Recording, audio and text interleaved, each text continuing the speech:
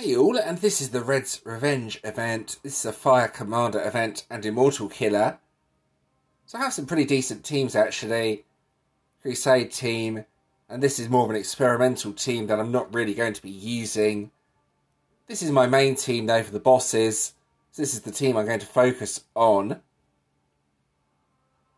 So Avenging Furies, this is the ultimate form from the current event.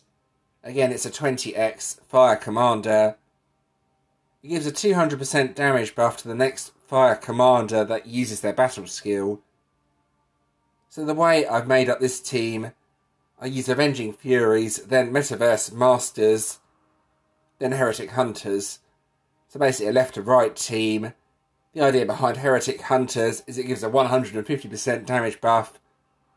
So both the buffs stack up since the Avenging Furies is only for Fire Commander. In Heretic Hunters, the main hitting card increases self-damage by 275%. So with the other boosts, the damage goes up pretty high. Then the other two cards are mainly for the damage boosts. For example, 120% on Brothers in Arms, and another 100% with Exalted Champions. So basically all damage boosting cards designed to make Heretic Hunters do as much damage as possible. So yeah, this is hitting pretty well. The maximum I've managed to get out of this team so far is around 30Q. It might hit harder at some point in the event though. You never know, I might get a 40 to 50Q hit. That would be nice. So since there's a dark card on the team, I need two relics that break the shields. So let's go from left to right. So this relic here is one of my best Fire Commander relics, which is why it's on the team. Again, one of my best relics, why it's on the team. This is an Immortal relic, breaks Immortal shields. Raised Staff, this is always good, as it has that percentage increase to attack. Highly recommend using that if you can. And then another Immortal Shield Breaker relic to finish. So yeah, that's basically my main hitting team. It's a good team actually. I'm hoping at some point in the event I'll get a massive hit, something like 50 to 60Q, but it's constantly doing over 20Q, and that's really good for the guild bosses as an example. So the Crusade team is slightly different. Relics don't matter too much, since I don't need to break shields in Crusade. The main card that I've swapped onto the team is Dungeon Delvers. This card is really good for the Crusade. The ambush seems to work every time you get a new wave, so yeah, it's really useful for getting through the waves. 35 power gems each wave as well, plus a delay. You put that on the team for the Crusade, it's going to make it pretty easy actually. Now for the relics, the only real change is this relic, since it's a bit more powerful than the event relic. Doesn't really do too much there, if I'm being honest. This team can also be used for the bosses, since you only need the one relic to break the shields. So that's something to bear in mind. The damage isn't as good as the first team though. Less damage boosts. Another card that might be useful for the Crusade. Let's find it. Oh, no, there we go. Right, where is it? Steel Force. Since this has a nuke skill on it, if you're not playing the Umbral map, then you might want to try this. It should be able to defeat the bosses just using the battle skill, but not on Umbral. It was good for the earlier maps. I did have it on the team for a while, but I've swapped it out since I'm only really playing Umbral now. It's also the best option if you don't have the event ultimate form, since it's an Immortal Killer. Otherwise, if you don't have Steel Force, the other option you're going to need to use is Perceptive Gurus, but this won't be that effective unless you have all Immortal Killer cards or one Immortal Big Hitter. You can see here, when attacked by an enemy, increases Immortal Killer attack by 1200%. But it's only attack and not damage, so the buff is nowhere near as good as if you use damage cards instead. Anyway, it's something to consider if you don't have the event ultimate form. The power is actually higher on that card because I awakened it a few times. But the event ultimate form is definitely the best choice out of these if you can get it. And then scrolling across, the Iria based team doesn't really work, so there's not much point in talking about this too much, but the idea behind this team is Iria would boost up the event ultimate form. If you're struggling for ideas, you can try and boost up the Gurus instead, or even a Fire Slayer Immortal Killer card. I do have a really good Fire Slayer card actually that's Immortal Killer. Blitzkrieg Beasts is my only Fire Slayer card that has 6 pink stars on it. I was almost considering using a Slayer team just for the killer skill actually, 1400%, but it won't hit anywhere near as hard as my commander teams, I don't think. Anyway, that gives you a few ideas. I've not seen too many other options, so you're probably going to need to try and make something based around this. Ideally with 1 big hitting card and 4 damage boosting cards, if you can make that. So now onto the vault. I did this yesterday. I got a few decent pulls from this, plus the free tier 7. So this is what I got. Alright, so I'm going to be opening the vault. This is actually before the event begins, for those wondering. I can get a free vault spin if I go all the way up to tier 7, by the looks of it, so I want to test this out. The event deck looks pretty good, or should I say the event ultimate form. If we have a quick look at this, you can see it gives the next fire commander to use their battle skill a 200% damage buff. So, with Metaverse Masters and Heretic Hunters, this should hopefully do decent damage. Anyway, let's give this a go. I've got to open 6 tiers of the vault, then I get 1 tier for free. Right, here we go. What's in tier number 1? The usual junk. That's to be expected at the start. Right. Tier 2.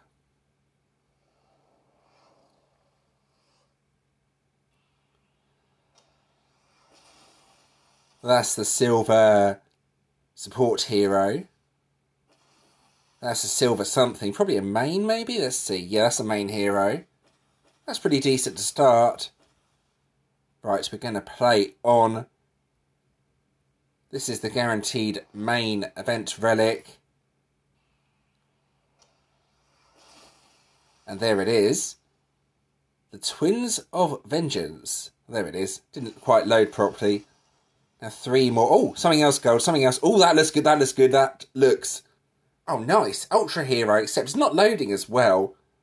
I want to see that card. Why is it not loading? Well, anyway, that is an Ultra Hero.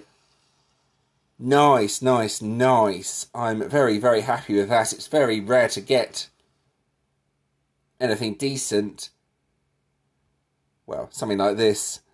And that has the 200% damage buff on it on its own as well. So I could get the ultimate form right now, but I'm going to keep going. The relic will help me, plus the guaranteed master hero. Then the free spin, which should be interesting. Right, here we go. Oh, something gold. Is that the main, isn't it? Yeah, there's the main relic. Right, and the soul. That's a pretty janky tier. Right, tier number 5. This is the guaranteed rare relic.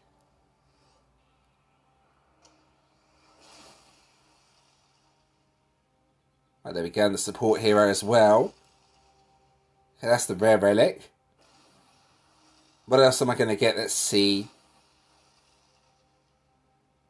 That's a support hero, right. Something else at the end, another silver card. That's a main hero. I've got quite a few main heroes out of this, but they don't really help me too much, unfortunately. This is the guaranteed master. Then the free spin at the end.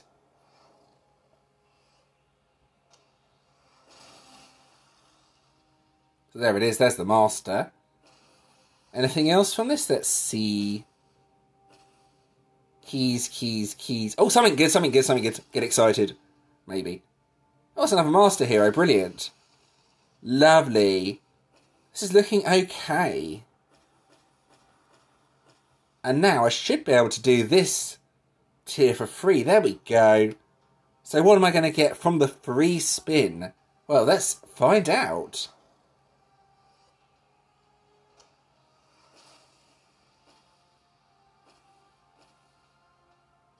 Oh, something gold, something gold.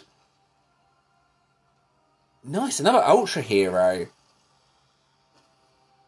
The Senator, that's another old Ultimate form. I think it's the Rainbow deck, isn't it? But that's the free spin anyway. So that's a free Ultra Hero. That's really good. And now if I did that tier again, I'd have to pay for it. So I'm definitely not going to do that. But that gives me quite a few options. You can see I can take it straight up to 2 pink stars just from what I got from the vault, which is pretty good. And then I need to decide, I could either take this up to 3 pink stars or get a different deck. So there's quite a few options here. I might get an extra star on one of the other decks, I'm not sure yet. Going to think about that a bit more as the event progresses. Can also get the shiny once I've taken the main hero up to 6 stars. So there we go, that's the vault done with. That was a pretty good vault session actually. I enjoyed that one. Now let's get on with the actual event. Alright, so here we go, the Crusade. As always, I'm focusing on the Umbral, especially with these teams. I do recommend staying with the Umbral if you can beat it. Even if you're struggling with the solo bosses, Umbral is a good option. You can always quit out if a solo boss is going to appear. I always go down to the bottom to check the adventurers. And this is a suitable card, so let's play. Here we go. Alright, so here we go. Umbral level 16, 5 waves. So for the normal enemies, all I need to do is use the one card. You can also use Steel Force, but I didn't find it was hitting for enough damage on that nuke to allow me to get through the bosses quick enough. So just Dungeon Delvers on their own. It's a 1-turn cooldown as well. This should be enough to defeat the regular enemies with a bit of luck. Let's see, yeah, there we go. So yeah, just the one card for the normal enemies, then the other cards for the bosses. So something like this should deal with the boss with a bit of luck. There we go, nice. Something strange about the Dungeon Delvers card as well. It seems to be able to be reset. I mean, the ambush skill on it, not the actual skill itself. It's quite interesting. I'm not really sure how that works yet. I'm sure I'll work that out later on in the event. But you can see now, the ambush skill is available again. So I can just do something like that and defeat the boss with a bit of luck. So yeah, I highly recommend using that card if you have it for the Crusade. The ambush skill is working better than it probably should. I think you can actually use it every wave with this team. Yeah, there we go. The ambush skill is available again. Fills the board with those power gems. Plus it also has a delay, so you're almost invincible with this team, pretty much, when the Crusade anyway. So let's see what the end boss is. As always, you can check the chest to see if it's a solo boss or not, and this will give a solo boss. There we go, you can see there, solo boss Hoarder. So if you can't defeat the solo bosses, at this point you tap the corner and then hit quit battle. But since I can, I might as well defeat it.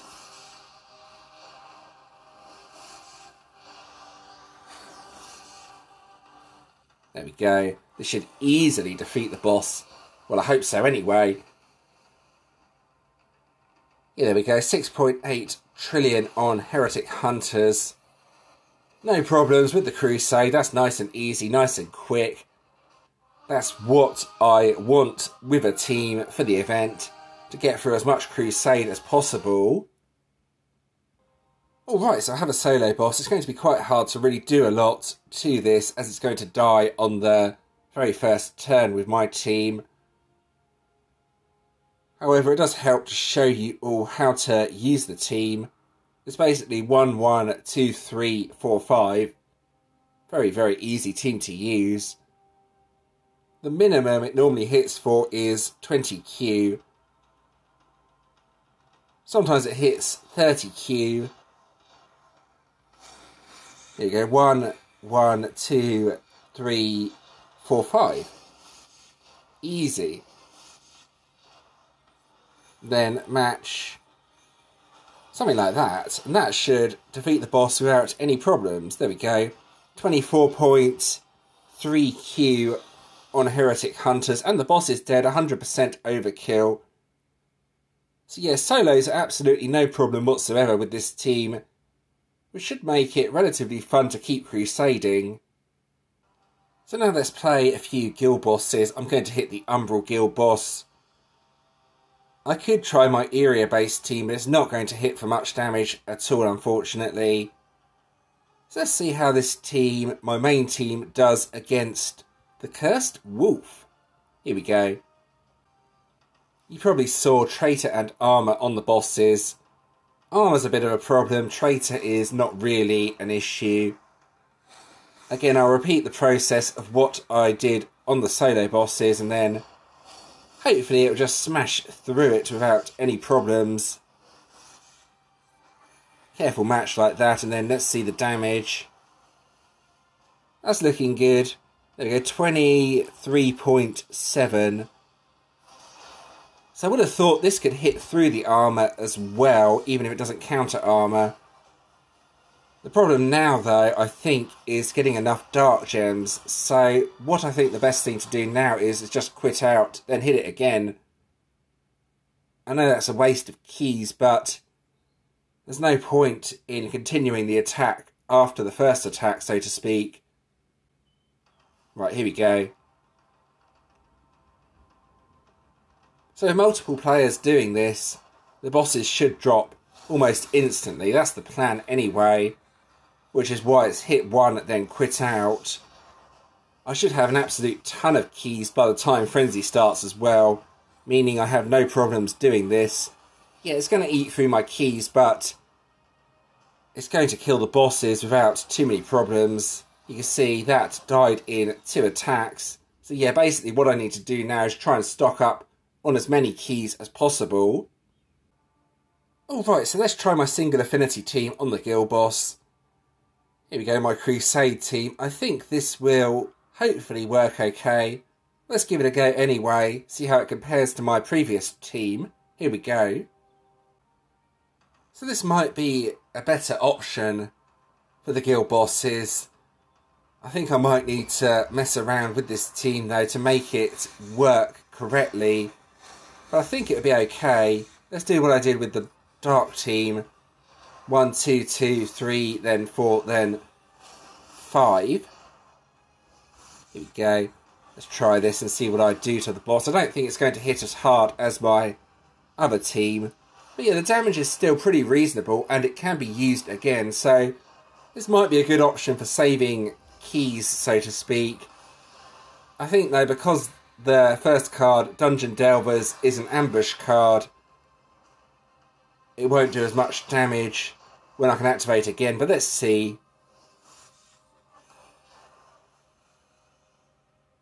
I'll try again. Let's see what this does. I think my first team then just quit out is the best option though. There we go, let's do what I did last time. Right. The damage might be too low now. We're still hitting 11Q actually, so possibly swap out that first card for something else. Not sure yet. This isn't a bad option for the guild bosses. It doesn't hit as hard as my previous team though. So Metaverse Masters is probably the way to go, depending on what teams you have, I guess. I've seen a few Iria-based teams, though, doing a lot of damage, so that's also another option. I will also say it's really windy outside, in case you're wondering what the noise it's picking up occasionally. I'm going to kill this guild boss. Here we go. Yeah, suddenly become really stormy outside. Apologies about that if you're hearing the wind noises. Can't do much about that, unfortunately. Anyway, there we go. That should, with a bit of luck, defeat the boss. Just out. Oh, there we go, nice. So yeah, single affinity is a reasonable option. I think if I had a better Immortal Killer card, though, I would try something with Iria. But I think I'm going to stick with my Metaverse team and just quit out after the first attack. Then try and get several thousand keys for the guild bosses so I don't run out of keys. So there we go, that's the event gameplay covered. Now to start claiming some of these rewards. I haven't claimed anything yet. Now mana. You're either going to love this or you're going to hate it. I personally really like mana. I think that's a great reward. However, if you don't need mana, of course, you're going to think that's not very good. It's definitely better than gold, that's for sure. At one time where we had gold as the rewards, that was a bit of a joke, but mana is okay. I always need mana, so I'm not going to complain about this. And you can see in the Guild Supremacy rewards, I can already claim up to the large Orb of EXP gift. I've not even been playing for that long, but yeah, there's a mana gift there as well. Obviously, don't change guilds if you want the rewards from that. And then let's go ahead and claim the support card. Probably won't evolve that since I've already evolved one. There we go. Claim the rather useless Fire Essence. Then the random 6-star hero. This could be fun. What am I going to get? Let's find out. Yeah, that's a support hero, I think. Old support hero, so that will be sold for dust almost definitely. You can see I only need 6 more coins. And I could get another pink star on this ultimate form, but I probably will go for a different ultimate form instead. I have a couple of decks that could get an extra star. I've only got onto 1 pink star so far. I think probably the Earth deck, since Earth's one of my weakest commander decks. I'll decide that a bit later on though. Now finally, let's go ahead and have a look at what it is in the solo rewards this time around. Right. Oh, it's a Warden, an Earth Warden, so Defender skill Fear, that's pretty good, but Fear can help the player, so maybe not that good. Destroys all non-Earth gems. It's okay. I'd be a bit careful about using Fear Wardens though. They can help the player rather than make it harder for the player when they're taking on your defence. Plus it's Earth as well. There's lots of weaknesses for an Earth defence. Lots of decent fire teams. Anyway, that's what the Warden does look like. So let's have a look at the decks from this season. There's 5 decks and they're all pretty decent. If you enjoy Slayer, then your main focus should be the Light Slayer deck, since this has this massive 550% damage buff. But I don't really play Slayer, so I'm not overly fussed about that deck myself. So my second pick is probably the Fire Commander deck actually. The 200% buff is pretty good. You've seen I can hit pretty well with this deck, so yeah, that would be my second choice to get this. If you already have the Light Slayer deck or you don't really want a Slayer deck. Then for the other decks, well, it's kind of difficult actually. They're all pretty much the same-ish to a certain extent. Let's have a look. This one, upgrade, permanent increase to damage. Let's compare that to the Earth. Have another look at this. I think the Earth deck's actually better than the Water deck. Yeah, 50% damage buff, 1 turn cooldown. So I'd say the Earth deck would be the one to get over the Water deck. It seems like a better option. The Dark deck wasn't bad as well, though. Let's have a look at this. Dark Slayer damage by 150%, so that's actually a really big buff. Yeah, so that makes it also a pretty decent deck. Yeah, it's only for Slayer damage, though, so from best to worst, I would say best Light, then Fire, then probably Dark, but Dark and Earth are pretty much similar. Then, yeah, okay, we'll go Dark, then Earth, then Water's probably the weakest deck. That's my personal opinion, though. You're free to disagree with me if you want to. Right, so let's have a quick look at the news feed. Rune Forge sale available now. The Rune Forge, however, is kind of strange. There is a free Rune Forge, so to speak. You can forge the one rune, but this one here, you have to spend real money to access. You've probably all seen this already. If we go down, there's this Relic Rune Randomizer.